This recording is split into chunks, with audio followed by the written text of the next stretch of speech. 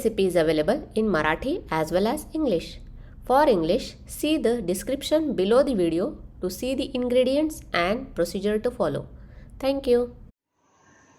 नमस्कार, मी रेखाच किचनमध्ये आपणा सर्वांचं खूप खूप मनापासून स्वागत। या अगोदरच्या एपिसोडमध्ये मायक्रोवेव्हमध्ये गूळ गरम करून गुळाची पावडर किंवा गूळ बारीक कसा करून ठेवायचा हे आपण पाहिले आहे। आजच्या भागात मायक्रोवेव्ह नसला तरीही दगडासारख्या टणक गुळाची पावडर किंवा गूळ बारीक कसा करून ठेवायचा याची एकदम साधी आणि सोपी पद्धत पाहणार आहोत आणि त्यासाठी लागणाऱ्या काही महत्त्वाच्या टिप्स देखील पाहणार आहोत। मायक्रोवेव्ह नसताना देखील आपण गुळाची पावडर किंवा गूळ बारीक कसा करून ठेवायचा यासाठी लागणाऱ्या काही महत्त्वाच्या टिप्स पाहूया। या अगोदर आपण 83व्या एपिसोडमध्ये गुळपोळी केली होती, तेव्हा गुळाचे आयुर्वेदिक गुणधर्म कोणकोणते आहेत हे जाणून घेतले आहे। दगडासारखा टणक गूळ सहज बारीक करता येत नाही, तर अशी पावडर किंवा गूळ बारीक करून ठेवला तर पदार्थ करताना पटकन वापरता येतो, आपला वेळही वाया जात नाही आणि पदार्थ करायचा कंटाळा देखील येत नाही।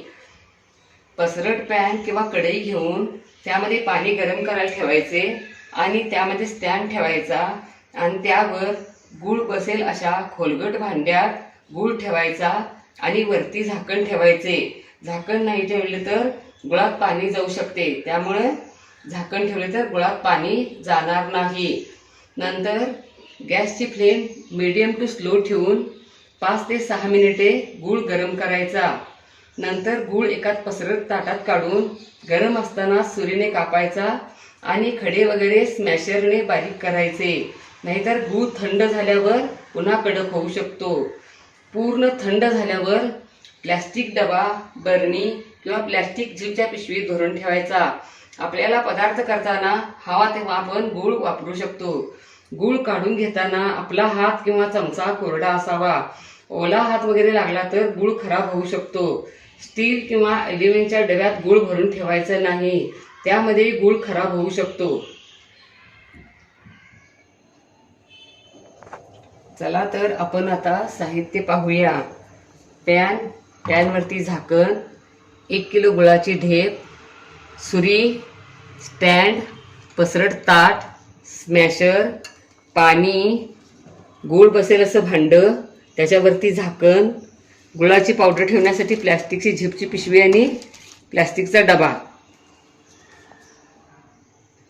आता आपण पॅनमध्ये पाणी गरम करायला ठेवूया।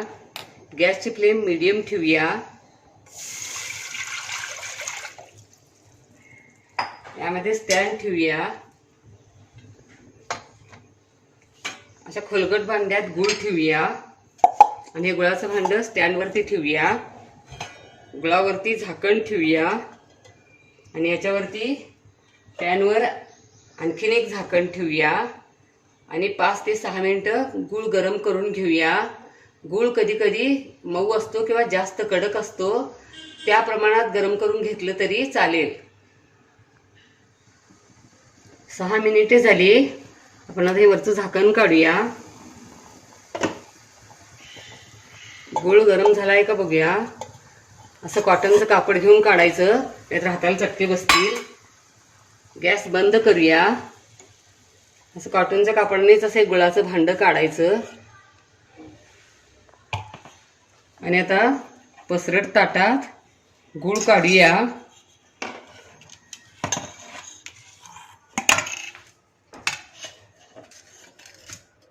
आणि गूळ आता सुरीने कापूया। अशा पद्धतीनं सगळाच गूळ आपण कापून घेऊया।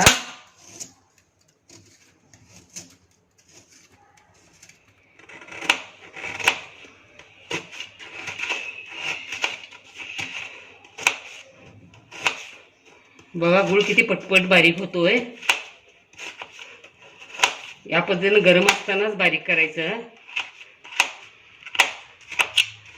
गूळ सुरीने कापून झाला, आपण आता स्मॅशरने यातले खडे वगैरे बारीक करूया।